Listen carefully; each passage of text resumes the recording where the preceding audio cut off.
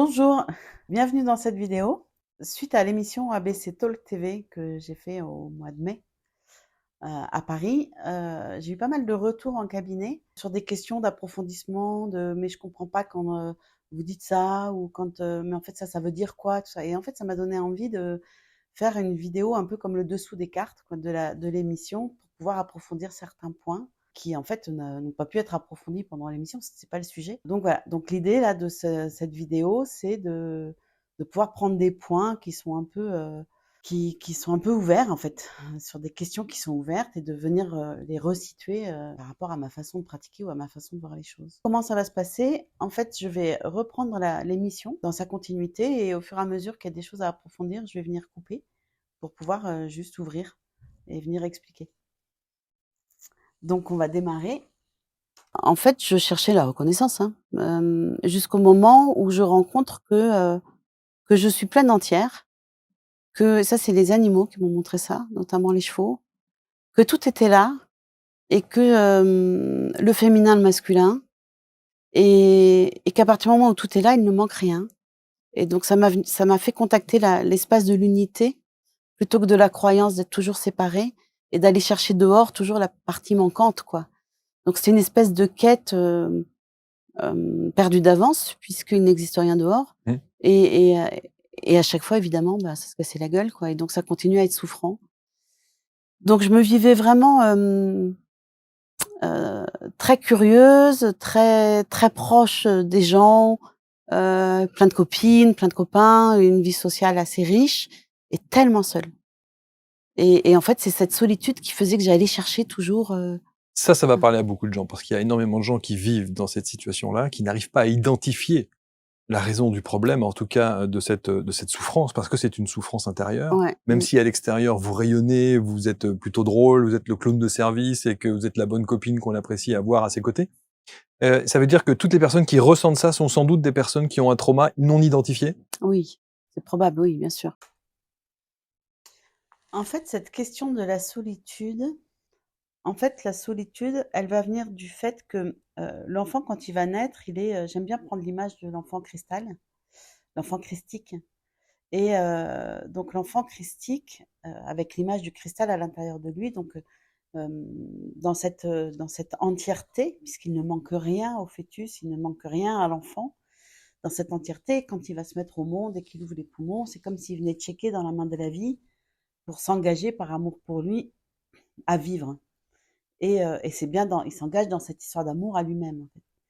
Et ce qui est intéressant là-dedans, c'est que, au niveau de la complétude, puisqu'on va parler de solitude, qu'est-ce que c'est que cette émotion de solitude? Pourquoi est-ce que je me sens, au milieu des autres tout en me sentant seule, en fait? Dans cette solitude qui est, souffrante et en fait, c'est l'endroit où l'enfant va arriver si on prend, donc l'image de ce cristal, donc il est complet dans toutes ses énergies.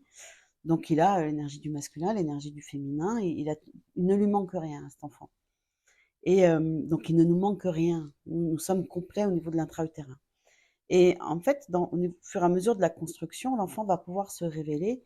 Si on imagine maintenant que c'est un château avec, 10 000 pièces, toutes les pièces sont là, il ne manque jamais rien, mais elles vont pouvoir s'allumer et se révéler par le regard désirant des parents. Et au fur et à mesure que les parents, désirent l'enfant, c'est comme si l'enfant, par ce désir-là, était autorisé à rencontrer et à allumer une de ces pièces. Jusqu'au moment où l'objectif, c'est qu'à à la fin de l'enfance, toutes les pièces soient allumées, c'est-à-dire, tout son potentiel, tout son inné, toute sa puissance innée. Et après, dans l'idéal, une fois que toutes ces pièces sont allumées, il a le choix de pouvoir se servir d'une pièce ou de l'autre. Le truc, c'est qu'en fonction de comment l'enfant se sent, regardé, vu, désiré, l'enfant qui, va expérimenter quelque chose qui est dans une énergie dense, donc nous, dans le système judéo-chrétien, on va appeler ça, une erreur, ou on va dire que l'enfant n'est pas gentil, ou que l'enfant a fait une faute, ou je sais pas quoi. À ce moment-là, il vient enregistrer et il vient apprendre que ce qu'il est en train d'expérimenter, qui lui permet de venir prendre appui dans son cristal, en fait, est une erreur. Donc ce cristal-là, cette pièce-là, il va pas pouvoir venir, l'ouvrir et donc il va arriver, dans son expérience de vie d'adulte avec un certain nombre de pièces qui n'auront pas pu être allumées parce que, elles auront été jugées en fonction d'une croyance. que le parent pose, quoi. Et à partir de là, il y a un certain nombre de choses qui a besoin de se raconter, de se mettre au monde, mais qui ne peut pas se faire. Et c'est là que l'enfant, si on se dit qu'il a un cristal rouge, il va plutôt apprendre dans son enfance. Maman, elle a un cristal vert et papa, il a un cristal bleu. Et l'enfant va plutôt apprendre dans son enfance à répondre au vert ou au bleu parce qu'il aura expérimenté que quand il fait ce que le parent demande et que ça lui fait plaisir, il a de la récompense, à commencer par un sourire. Et donc, tout doucement, il est en train d'expérimenter qu'il ne peut de moins en moins être dans sa nature profonde, donc dans son rouge, s'il est cristal rouge, mais qu'il est récompensé et il est aimé s'il devient la couleur de l'autre. Et au fur et à mesure, il est en train d'apprendre à se séparer de lui. C'est comme s'il peut plus prendre appui dans son potentiel plein, mais il prend appui dans le potentiel de l'autre. Et ça, derrière ça, ça va créer des dépendances affectives, des attentes de comment l'extérieur me regarde, et ça crée un vrai fossé entre comment prendre appui dedans parce que tout est plein, et comment, du coup, venir contacter mon audace, ma confiance, telle que je suis, telle que je suis pas, je suis exactement ce que je dois être, mais plutôt si l'autre ne répond pas, ou si je vois que je ne réponds pas ou que j'ai déçu, le danger pour moi, c'est de perdre l'amour. Et là, le cerveau vous laissera plus faire. Donc, c'est un conditionnement de l'enfant qui s'invite en premier et qui va générer cet état un peu de solitude qui est en fait une organisation de comportement par rapport à ces blessures-là. C'est là où cette notion est très abstraite. Mmh. Et vous le disiez d'ailleurs hors antenne, vous disiez c'est toujours très difficile de mettre des mots Oui, pour expliquer cette oui, méthode neuroessence. oui, Parce que si tout est là et qu'il n'y a rien à faire, si on prend littéralement cette phrase, pour le coup, on ne fait rien. oui, à condition d'être tout est là, il n'y a rien à faire, à condition que je sois d'accord de ne rien croire, de ne rien penser et de ne rien savoir. Alors tout est là, il n'y a rien à faire. Donc dans l'énergie, donc cet enfant-là qui vient au monde, il est complet, il n'a rien à faire.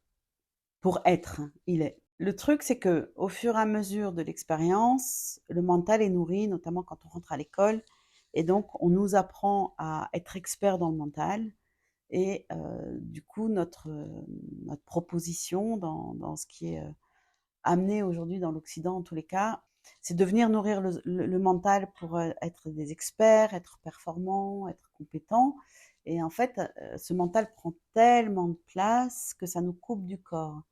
Donc tout est organisé dans l'éducation pour nourrir ce mental. Donc effectivement, on est hyper performant, on fait des choses extraordinaires, mais par contre, on le fait sans le corps. Et donc quand je dis tout est là, il n'y a rien à faire, c'est que si je reviens juste dans la sensation du corps, si je reviens juste en moi et que je lâche enfin cette tête, eh ben je me rends compte que je suis pleine, entière, qu'il ne manque rien, parce que j'habite le véhicule prioritaire qui me guide dans ma vie, et que lui, en fait, si je reviens juste dans l'instant, ben, il manque rien. Et c'est de cet endroit-là où il ne manque rien que je me remets en mouvement dans la vie.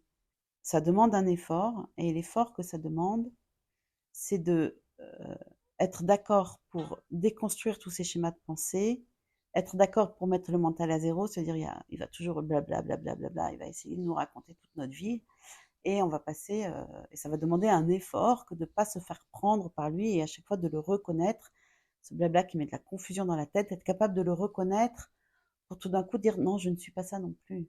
C'est-à-dire que tout ce que tu me racontes, je crois que je suis ça. Le lendemain, il va vous dire que vous n'êtes pas à la hauteur. Le lendemain, il va vous dire que vous êtes génial. Le lendemain, il va vous dire que vous êtes ceci, que là, vous êtes compétente, mais que là, quand même, vous avez déçu, que là, et tout ça, ça veut pas dire que c'est faux. Ça veut dire que je ne suis pas ça non plus, puisque je suis tout ça. Et l'intérêt, ça va être d'être capable de prendre de la distance pour je suis dans le plein et entier, il n'y a rien à faire. Il y a juste à être dans cette respiration-là pour pouvoir repérer enfin tout ce que ces gremlins-là me racontent chaque jour. Et Dieu sait s'il y en a, que je suis potentiellement autre chose. Et c'est ça, commencer à être réveillé. C'est pas de juger ces gremlins qui viennent me dire ce que je suis ou ce que je ne suis pas, c'est de les laisser s'agiter en sachant que c'est juste une agitation mais que ça n'est pas ça qui définit ce que je suis. Maintenant, ce que je suis, avec des mots, c'est compliqué de le dire, c'est juste à expérimenter et c'est d'abord du plein. Et c'est du plein parce que quand je suis bien dans mon corps de matière et dans ma respiration, effectivement, il ne manque rien. On a 200 millions de neurones à notre service, ok? Donc on imagine, moi je les appelle les copines, les filles, et donc je discute avec elles toute la journée, hein. C'est les filles et elles sont là pour moi. Elles ne pensent rien, elles croient rien, elles savent rien, elles se nourrissent d'énergie. Donc elles sont là pour créer ma réalité demain, mais pour pouvoir créer la réalité demain, il faut qu'elles mangent quelque chose. Sauf qu'on a une éducation judéo-chrétienne, notamment chez les occidentaux, où on nous coupe de cette notion-là pour venir nourrir un mental qui va finir par s'appeler un ego mental qui prend toute la place et qui, dès qu'on rentre à l'école, est nourri. C'est pas qu'on est, c'est pas l'ego, je me la raconte. C'est vraiment la membrane du jeu qui, au départ, quand on arrive de la neurologie pure et du désir de venir s'incarner, on arrive du point zéro, ce que j'appelle le point zéro, c'est les 200 millions de neurones. Donc toutes les copines qui sont en transat au bord de la piscine, parce que généralement elles dorment, hein, on dort beaucoup. Hein. Alors, quand je dis on dort beaucoup. En fait, je fais référence à cette hypnose collective qui fait que il y a une croyance judéo-chrétienne d'une hypnose collective, notamment guidée par le bien et le mal, par la faute, le coupable, avec toute cette notion de récompense aussi, et que si jamais j'ai pas réussi ou que je suis pas à la hauteur ou que je sais pas quoi, du coup j'ai déçu et derrière ça avec toujours en fond la crainte de perdre l'amour ou de perdre l'estime, mais bon c'est beaucoup l'amour en fait. Et en fait quand je dis on dort beaucoup, c'est que si on n'a pas conscience que nous sommes pris dans cette hypnose collective, ben, on va se laisser. C'est comme si c'est une énergie, cette hypnose collective. Si on lui met une bouche et des yeux, comme une espèce d'entité, quoi, qui a une force extraordinaire, nourrie par la masse. Et cette force extraordinaire, si on n'est pas vigilant et qu'on n'a pas conscience que nous vivons là-dedans, c'est par sa puissance qu'elle va nous prendre et elle va venir contrôler et nourrir le mental. Et tout est organisé dans notre système pour continuer à nous endormir. C'est-à-dire que même si des fois il y a un réveil potentiel, parce que qu'est-ce qui peut nous réveiller quand on dort vraiment? C'est souvent des expériences dans nos vies, des coups durs, des maladies, mais ça peut être aussi des conflits, des burn-out au taf, des conflits dans la hiérarchie, enfin des choses dures, quoi, des coups, quoi. Et en fait, c'est pas là parce qu'on n'a pas de chance, c'est là pour nous réveiller. Et en fait, la force de l'hypnose est tellement puissante que ça nous demande vraiment un effort conscient que d'être d'accord pour se dire ok, je vais fonctionner parce que je fais partie de cette masse, je suis pas différent de cette masse. Par contre, à la différence de cette masse, c'est que moi maintenant j'ai envie de regarder ce qui se passe.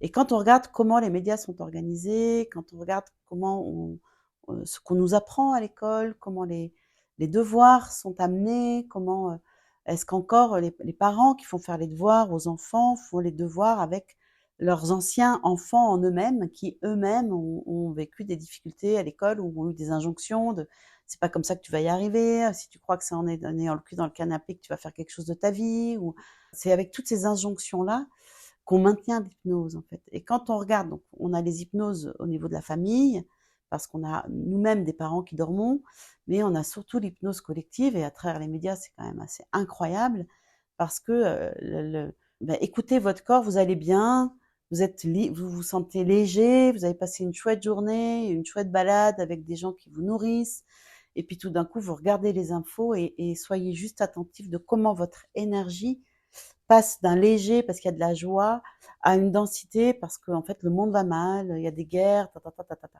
Et en fait, c'est cette hypnose collective là qui n'a comme seul objectif, c'est de ne pas nous permettre de nous réveiller. Mais par contre, on peut à tout moment se réveiller. C'est juste qu'il y a une telle masse que c'est super fort. Donc c'est là où quand je dis Dieu sait si on dort, c'est qu'on est installé dans un espèce de confort qui fait que de toute façon c'est comme ça et à défaut, on s'organise dans nos vies sans comprendre qu'en fait tout nous guide à condition que nous soyons juste un tout petit peu conscients et qu'on regarde les événements en se disant mais qu'est-ce qu'il y a comme cadeau derrière en fait.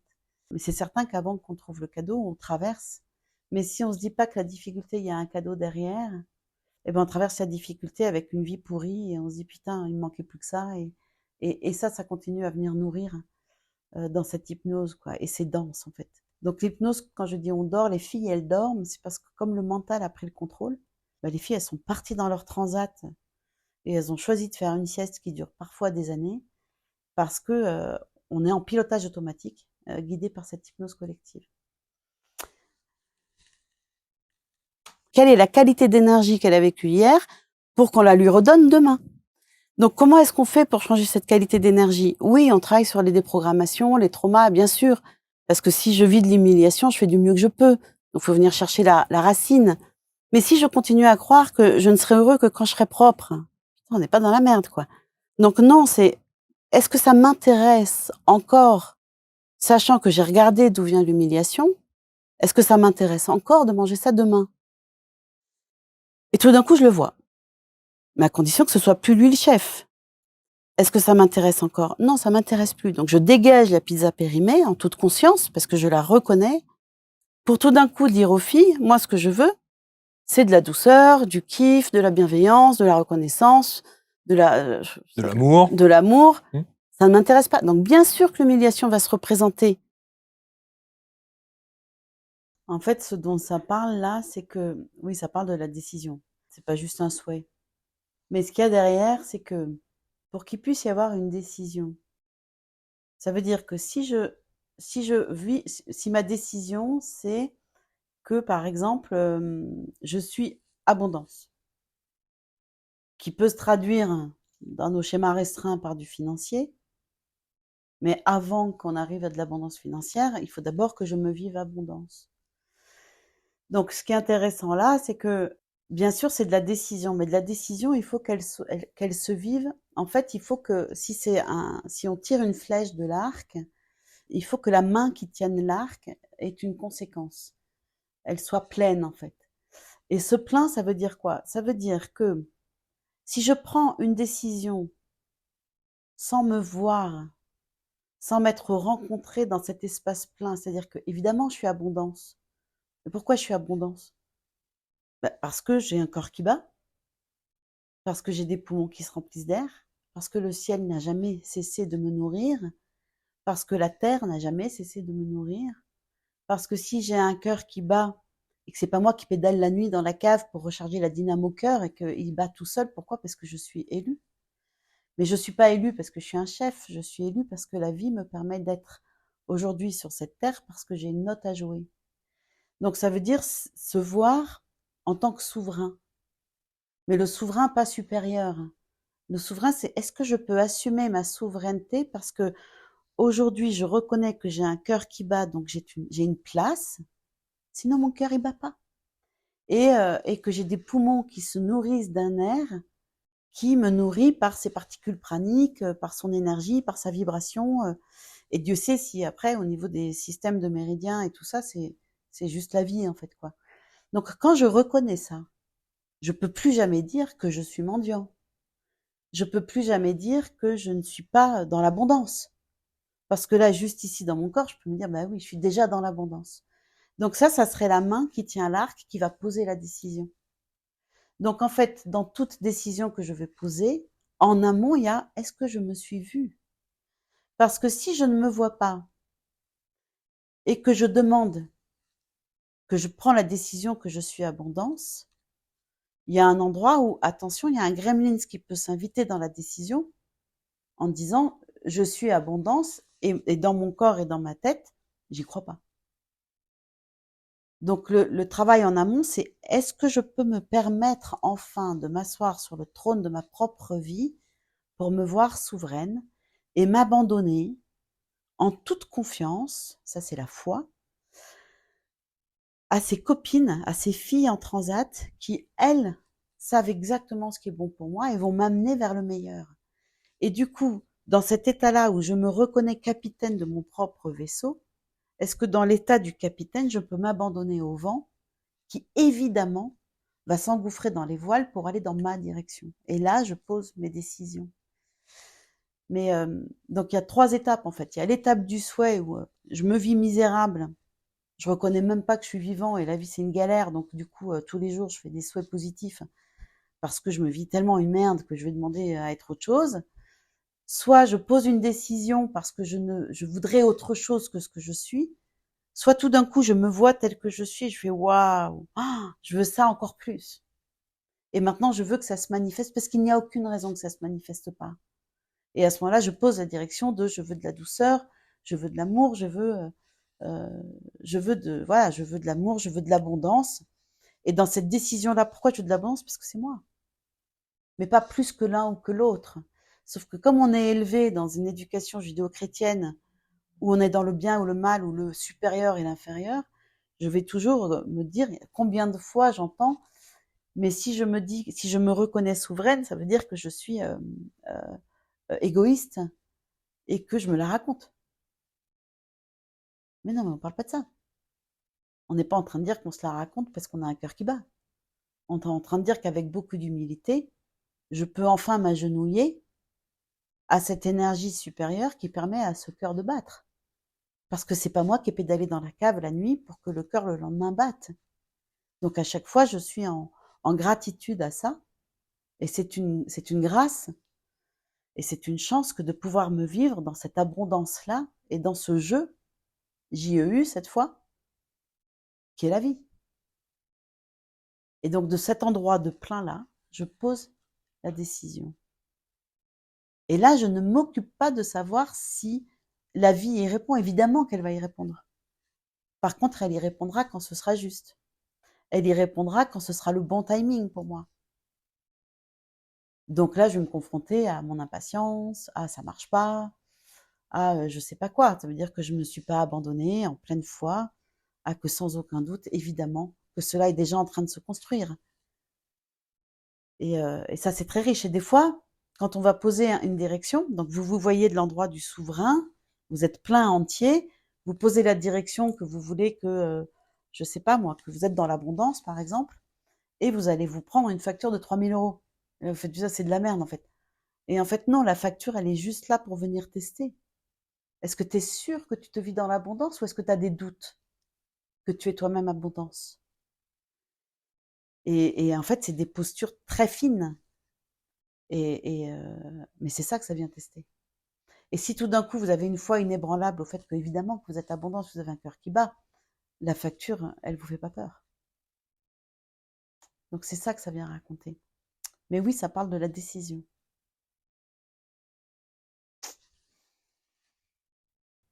J'aime beaucoup quand il y a des thérapeutes holistiques comme vous, ils nous racontent une histoire, un avant-après. Vous avez une histoire qui vous a profondément marqué, de quelqu'un que vous avez accompagné, qui vient peut-être avec un problème inconscient, un mal-être inconscient et qui, à la suite d'un accompagnement neurosens. C'est-à-dire quoi, thérapie holistique? Thérapie holistique, ça veut dire holos, ça veut dire entier. Thérapie avec des personnes dans leur entier. C'est comme ça que tu nommes ta thérapie ou pas, toi? Oui, si on prend le mot holos en grec, qui veut dire entier, c'est accueillir la personne dans toute sa globalité, c'est-à-dire dans tous ses champs, dans tout ce qu'elle est.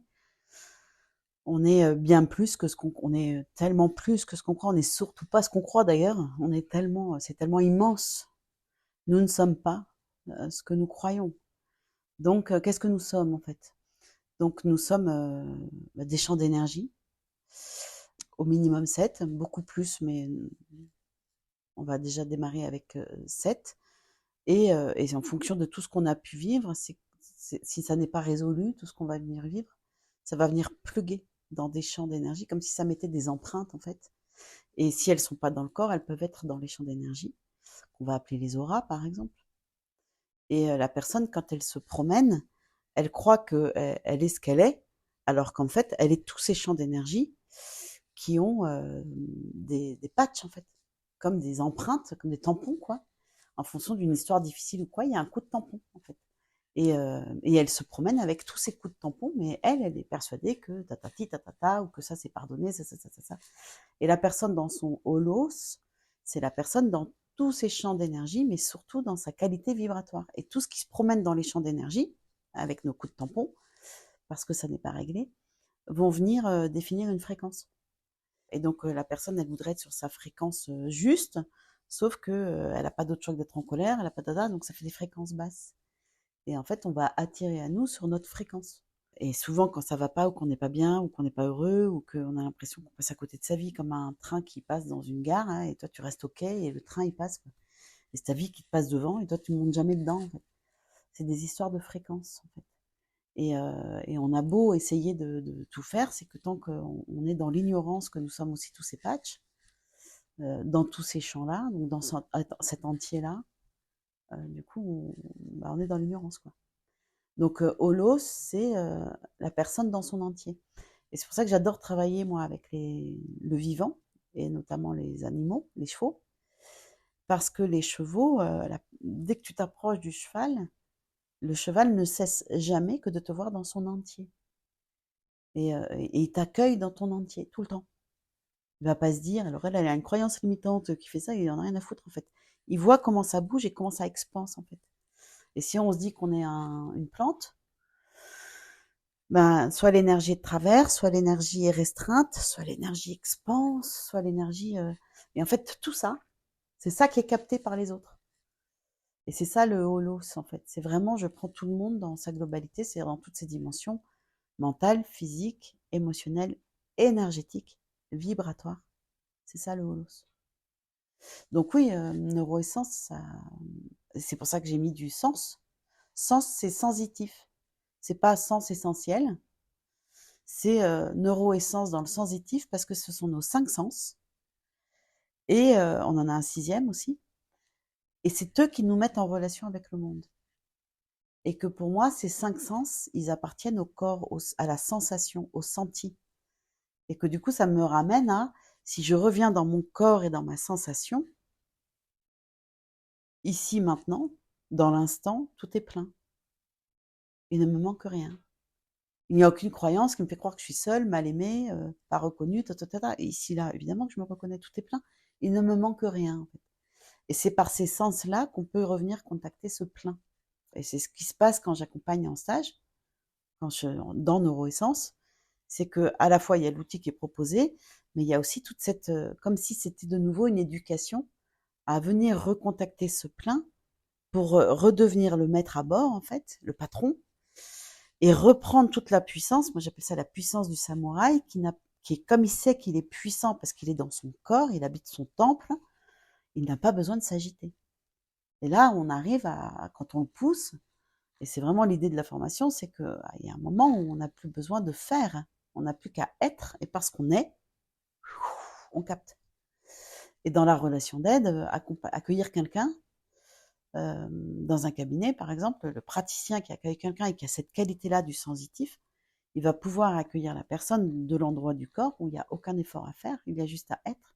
Et là, tous ses sens vont lui permettre de venir capter le subtil, le holos. C'est ça, holos. Un geste vaut 10 000 paroles. Le mental, le cerveau fonctionne avec de la réalité. Donc, un geste vaut 10 000 paroles. Donc, j'ai beaucoup cette question en cabinet. Ça les fait rire, hein. Oui, vous avez vidangé? Oui, enfin bon, je vidangé 2 fois en sortant du cabinet, quoi. Et ça va toujours pas. Je dis: «Ben, OK, en fait. Moi, je donne les outils, après faites ce que mais par contre, si vous le faites, très rapidement, observez comment ça bouge dedans, comment la clarté s'ouvre, comment en fait, il faut le vivre, en fait». En fait, la vidange, je me rends compte en cabinet suite au passage de l'émission là et en fonction des retours des personnes, la vidange, elle est pas, toujours comprise. Donc, qu'est-ce que c'est qu'en fait cette vidange? Beaucoup d'entre vous croient que, il faut, vidanger les pensées négatives. Toujours avec cette croyance de séparation là, installée par notre système judéo-chrétien qu'il y a des pensées positives ou des pensées négatives. Et en fait, la vidange, c'est pas ça du tout. C'est que si on imagine que dans notre cerveau, c'est une pièce, nous, ce qu'on veut, c'est de la lumière à tous les étages. Et on veut qu'il y ait la lumière dans notre cerveau pour y voir clair, pour pouvoir avoir un outil de navigation plus efficace possible, en fait. Et donc, l'idée de la vidange, c'est de pouvoir, si on garde l'image de cette pièce, évidemment que comme je me vois souverain, la lumière rentre dans la pièce puisque je suis cristal, donc la lumière rentre. Et donc, en fait, s'il y a de la confusion, c'est comme si dans votre pièce, là-haut, à l'étage, il y avait des meubles. Et s'il y a trop de meubles, trop de pensées, ça fait de l'ombre. Et donc, nous, on va vivre et on va commencer à se débattre dans l'ombre pour essayer d'avoir de la lumière. Donc, on va râler parce qu'il y a la confusion, parce que je comprends rien, parce que je suis perdue, parce que j'y vois pas clair, parce que j'ai fait des mauvais choix, parce que je sais pas quoi. En fait, c'est juste que je suis en train d'essayer de trouver des réponses dans l'ombre des meubles. Et la vidange, c'est juste que je vire tous les meubles. Mais des fois, il y a des meubles positifs. Nous, ce qu'on veut, c'est pas enlever les pensées négatives. Ce qu'on veut, c'est il n'y a plus de pensées. On vidange au maximum les pensées dans cette tête pour que ce soit toujours un réceptacle vierge de nouvelles pensées.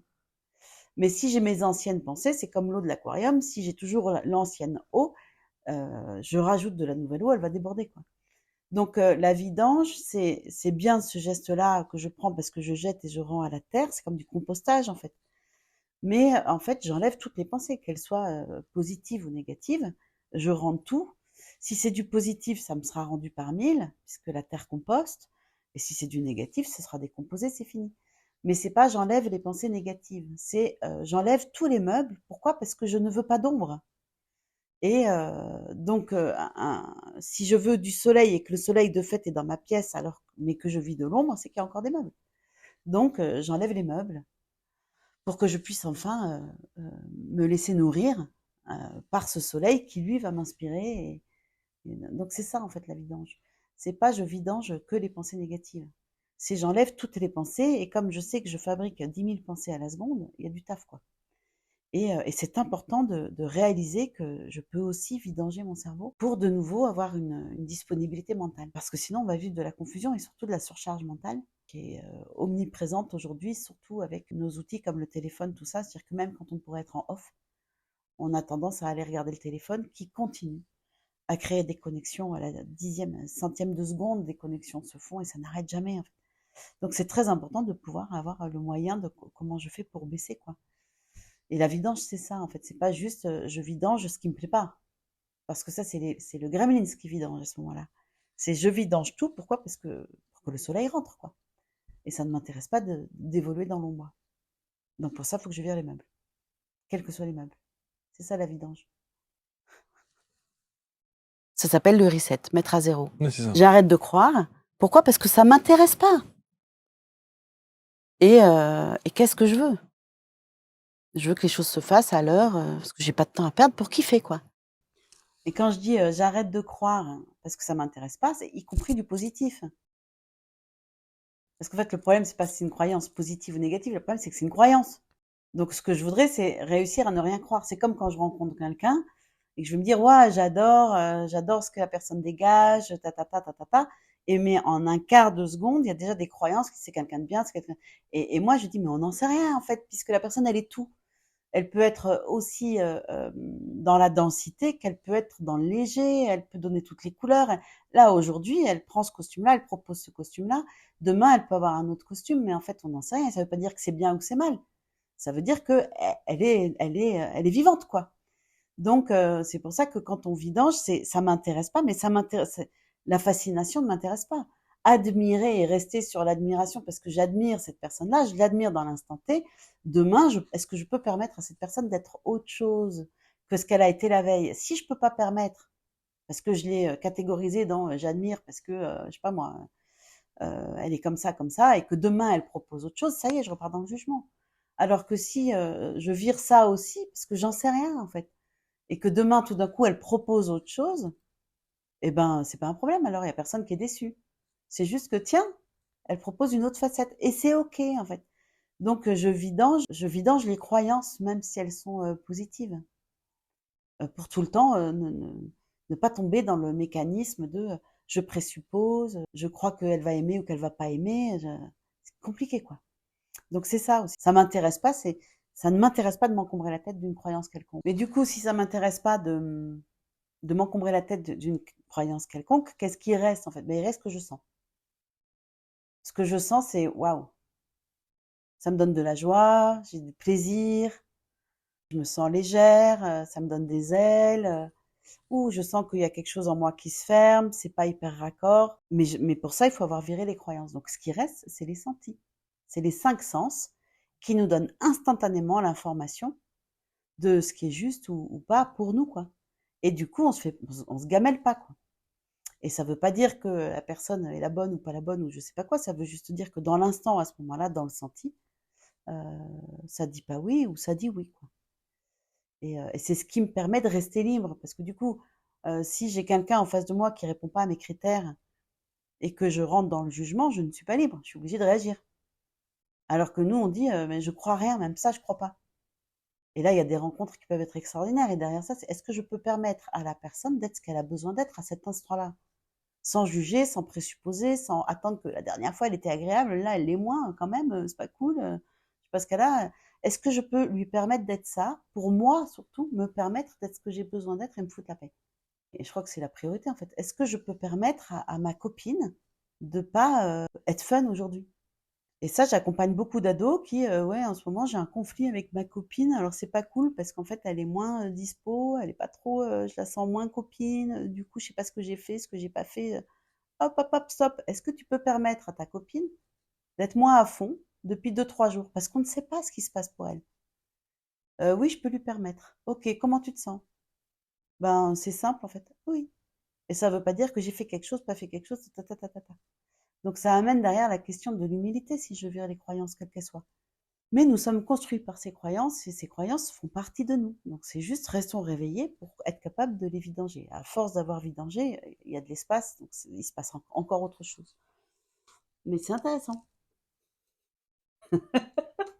Moi j'ai un autre mantra. J'en ai les personnes quand je les vois la première fois, c'est souvent avec ça qu'elles partent. Alors c'est toujours pareil, elles disent pas. J'invite à faire. Après moi je peux pas faire pour elles. Mais j'ai tel que je suis pas, je suis parfait. Donc avec mon Tao, mon Yin et mon Yang, avec mes vibrations hautes et mes vibrations basses, tel que je suis pas, je suis parfait. Ça plaît tant mieux, ça plaît pas tant mieux. Et ça c'est à se répéter parce qu'au début on n'y croit pas. Et puis au bout d'un moment, à force d'être répété, cerveau droit, cerveau gauche, corps calleux, central, il y a un truc qui s'intègre. Et au bout de 8 jours, vous avez mis des post-it partout et à chaque fois que vous le voyez, vous le répétez. Tout d'un coup, il y a un endroit où il y a une audace différente qui s'invite.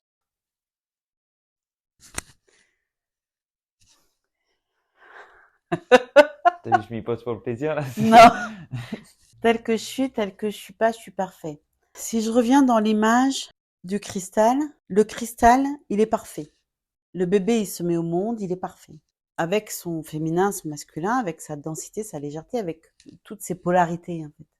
Et à partir du moment où il vient et que il voit ce parfait, il assume ce parfait. C'est pas parfait par rapport à l'autre, c'est pas le parfait de l'endroit de l'orgueil, c'est le parfait de l'endroit du juste. Et en ça, oui, c'est du juste. Donc c'est je suis juste ce que je dois être. Et en ça, c'est parfait. C'est comme si on disait dans la fleur, dans la nature, on va lui dire, elle est parfaite. Oui, elle est parfaite, même si elle a un pétale en vrac ou que l'autre, il est tordu. C'est exactement comme ça qu'elle doit être dans son équilibre. Et ça, c'est du parfait.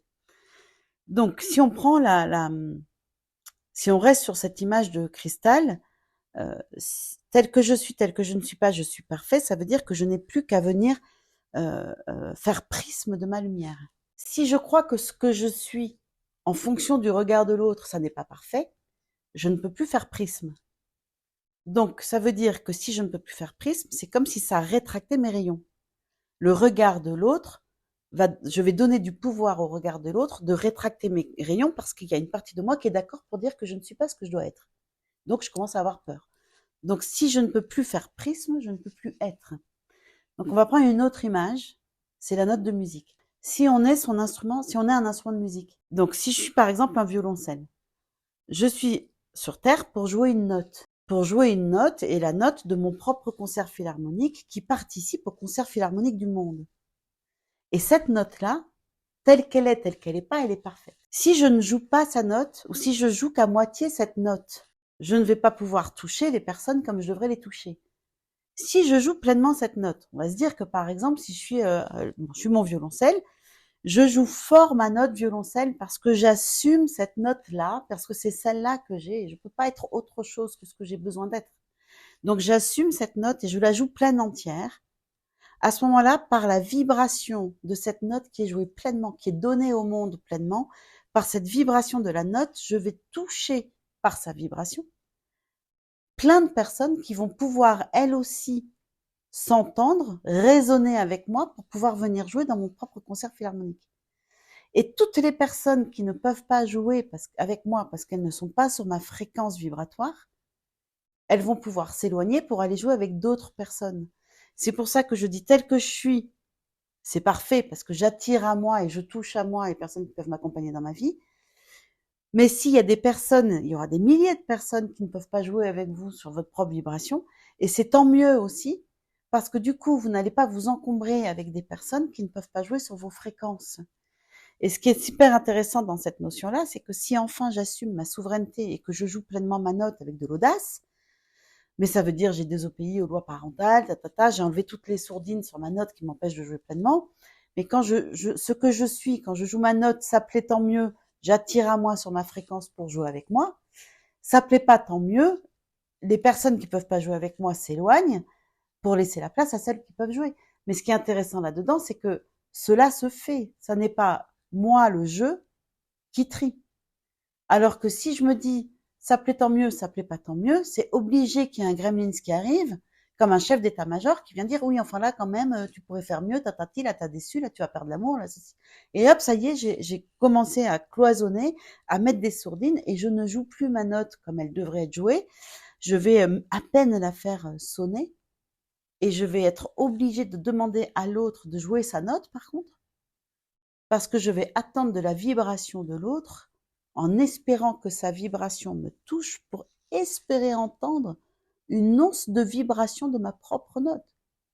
C'est-à-dire que si l'autre ne joue plus, je meurs. Et là, c'est dramatique. Donc, ça plaît tant mieux, ça plaît pas tant mieux. C'est comment je sais si dans le couple c'est la bonne personne, comment je sais si ce que je fais dans ma vie est bien pour moi, comment je fais pour faire un choix. Ben, joue ta note à fond, en fait.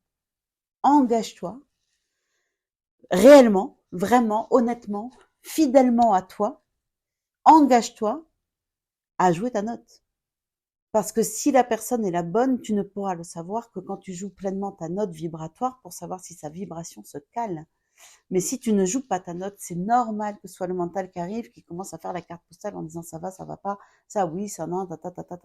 Et là, c'est compliqué, en fait. Mais c'est surtout que je passe mon temps à survivre, puisque la vie passe dans la vibration de la note que je suis. Donc c'est ça, jouer sa note. C'est ça, ça plaît tant mieux, ça plaît pas tant mieux. Mais oui, ça répond à être à l'endroit juste au moment où il faut, dans le juste. Encore faut-il jouer sa note.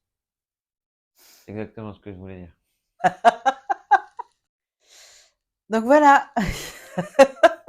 C'était un petit feedback sur l'émission et sur les 2-3 questions qui pouvaient mériter un peu d'ouverture. Bah, vous allez retrouver cette vidéo sur ma chaîne YouTube. Si elle vous a plu, bah, vous pouvez liker et n'oubliez pas de vous abandonner. Il va y en avoir beaucoup d'autres comme ça, puisque c'est que le début. Et De vous abandonner. Non, mais j'aime bien, c'est un joli lapsus.